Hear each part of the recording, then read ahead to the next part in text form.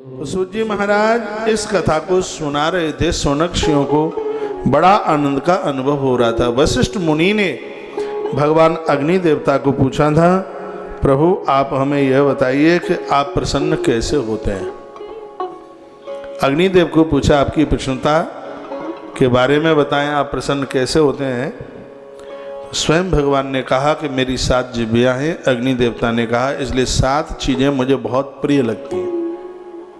अग्निदेव को 7 जिह्वाएं हैं। आम्र की लकड़ी इनकी माँ बताई गई ग्रंथ में, आम की लकड़ी, इसलिए आम की लकड़ी पर हवन करना अग्निदेव बड़े प्रसन्न होते हैं उससे।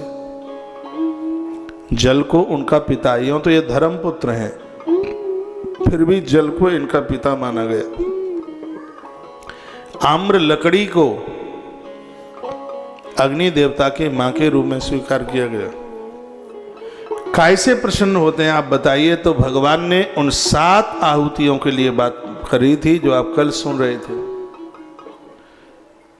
कथा का इतना विस्तार हो जाता है कि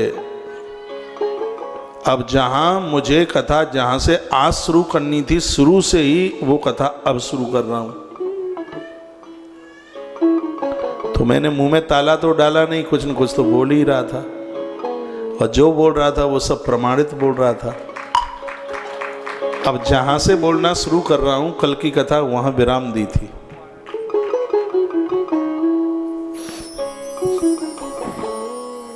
भगवान कहते हैं 7 चीजों से मैं बड़ा प्रसन्न होता हूं। अग्निदेव कहते हैं जो इन 7 चीजों से भगवान को आहुति डालते हैं उनको अग्नि का खतरा नहीं रहता। कभी घर में कभी अग्नि का प्रकोप नहीं हो सकता, अग्नि से मौत नहीं हो सकती। ये स्पष्ट प्रमाणित है इस ग्रंथ में ये बातें। तो कुछ समय तक आप अपने घर में हवन कुंड रखकर इन 7 चीजों से आहुति डाल लें। कोई ऐसी बहुत तो बड़ी तो बात है नहीं कि सजीवनी बूटी की तरह हो कि कौन लेके आएगा उसे। बिल्कुल सरल ढंग है, बिल्कुल सरल सा तरीका है। यदि इसको कर सकें तो सबसे पहले घी घृत, देवी भागवत में लिखा है खाने में ये कम और जलाने में ये बहुत फायदा करता है।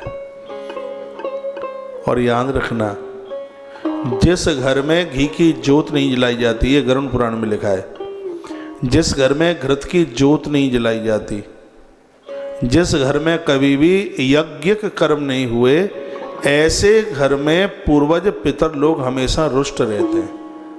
उस घर का वो पानी भी नहीं पीते, देवता भी भोग नहीं लगाते, क्योंकि वो यज्ञ के द्वारा तो भोजन ही करते हैं देवता। और जब देव अप्रसन्न हो जाएं, जब पूर्वज अप्रसन्न हो जाएं, तो व्यक्ति की शांति उड़ जाती है, खत्म हो जाती है। वो दिक्कत में हो जाता है, परेशानी में हो जाता है, सब कुछ होते हुए देखते देखते सब लुट जाता है। तो फिर हम ये काम क्यों ना कर लें अपना। ये तो दैनंदिनी में, दैनिक दिनचर्या में आना चाहिए।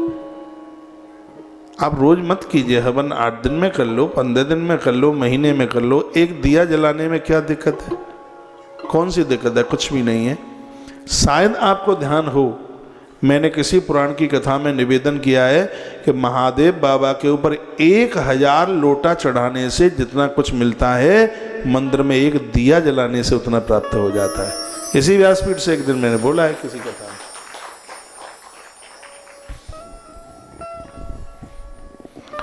आप दिया नहीं जलाएंगे तो कौन जलाएगा, आपको ही करना होगा। घी पूजा के काम में लीजिए, अग्निदेव के काम में लीजिए, हवन आहुति यज्ञ के काम में लीजिए। भगवान कहते हैं मैं 7 जिह्वाओं से 7 चीजें स्वीकार करता हूं। पहले बताया घी, दूसरा है यव, जौ। जौ का बहुत बड़ा पुण्य है। कभी कभी पर्व के समय पर आप कभी नदियां स्नान करने के लिए जाएं तो गंगा में आप जौ जरूर बोइएगा। गंगा जी में जौ बोने का मतलब है कि मृत्यु के तत्पश्चात संभ्रांत घर में जन्म, अच्छे बच्चों का जन्म।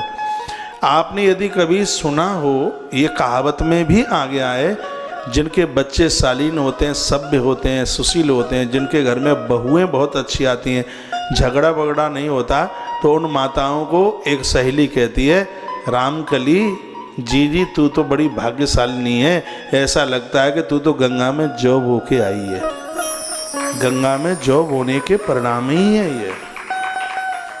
गंगा जी में जो आपने जो जॉब हुए हैं वो डायरेक्ट सीधे भगवान वरुण देवता के ही मुख में पहुंचते हैं, वरुण लोक में पहुंचते हैं वो जॉब। यहाँ अनुष्ठान में भी जो आप जौ बोलते हैं उसमें गंगा जी आप छिड़कते हैं, अनुष्ठान जौ के बिना पूरा होता ही कहाँ है।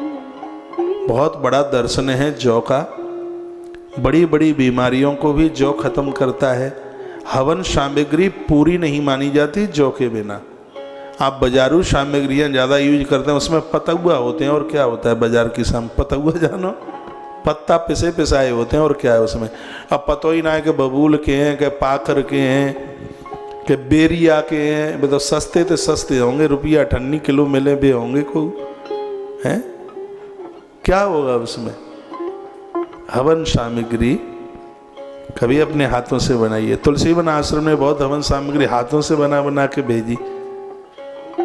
इन सब चीज़ों में बड़ा आनंद है। और जिनके यहाँ पहुँची वो कहते हैं बड़ी खुशबू आ रही थी, खुशबू तो गैया के घी में से आ रही थी। यहाँ जो जला दो श्याम कुटी पर खुशबू पहुँचेगी, हाँ पर्दे पार कर देगी। जो सुबह आप जो दिए जलाते हैं, सत्य यही है, मैं उधर रुकता हूँ ऊपर की मंजिल पर कोठरी में, जब आपके सुबह दिए जलते हैं हकीकत में मुझे वहाँ पता लगता है कि दिया जल गए। हाँ वो खुशबू बताती है, दिए की घी की खुशबू बता देती है, हकीकत बिल्कुल मुझे पता लग जाता है कि दिए जल गए, आप जला देते हैं। तो ये जौ की भी बड़ी महिमा है, बहुत विशेष महिमा है। यव, संस्कृत में इसको यव कहते हैं, वैसे इसको जौ कहते हैं। और गांव की भाषा में आ जाओ तो इसको बेजर बोल देते हैं, जो सबसे ज्यादा बोई जाती है इसलिए इसका नाम है बेजर। हाँ। और फसलों में बहुत जल्दी निकल के आ जाती है वो है बेजर। आप गेहूं और जौ दोनों को संग संग बोना, इसकी प्रोग्रेस उत्कर्ष इतनी जल्दी है कि वो 3 महीना में जितना बढ़े और ये 26 दिन में उतना बढ़ जाएगी जौ। ये अब इसका इतना उत्कर्ष है, इतनी प्रोग्रेस। जो किसान लोग हैं कृषक वो समझेंगे मेरी भाषा। जौ की बड़ी महिमा है। कुल मिलाकर हवन सामग्री की पूर्णता नहीं होती है जौ के बिना। शत्रु के अंदर जो कुविचार होते हैं जौ उसका नाश करती है। कलश भरा जाता है तो उसमें जौ बोए जाते हैं। अब तो पता नहीं है, पहले की बात मैं आपके बीच में बोल रहा हूँ। जौ धान ये बड़ी सब तनाजों में आते हैं। पहले जब शादी शुदियाँ होती थी, ज़्यादातर ऐसे जब बहन की शादी होती तो बहन के ससुराल वाले उस बिटिया के भाइयों के लिए भी कुछ कपड़े वपड़े लेके आते। तब वो कपड़े लिए जाते तो हाथ में ऐसे जौ धान रख कर के और फिर उसको यूं उस मंडप के यूं ऐसे यूं बोया जाता था। फिर उसके हाथ में वो कपड़े रखे जाते थे।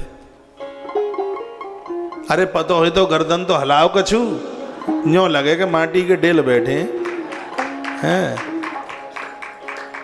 बातें बोलता है पहनावनी, पहनावनी पहनाई जाती। और यदि उस लड़की का भाई और उसकी शादी हो गई है तो उसकी घरवाली के लिए भी कपड़े आते। तो उसमें जौ की बड़ी महिमा उसमें भी बताई गई है।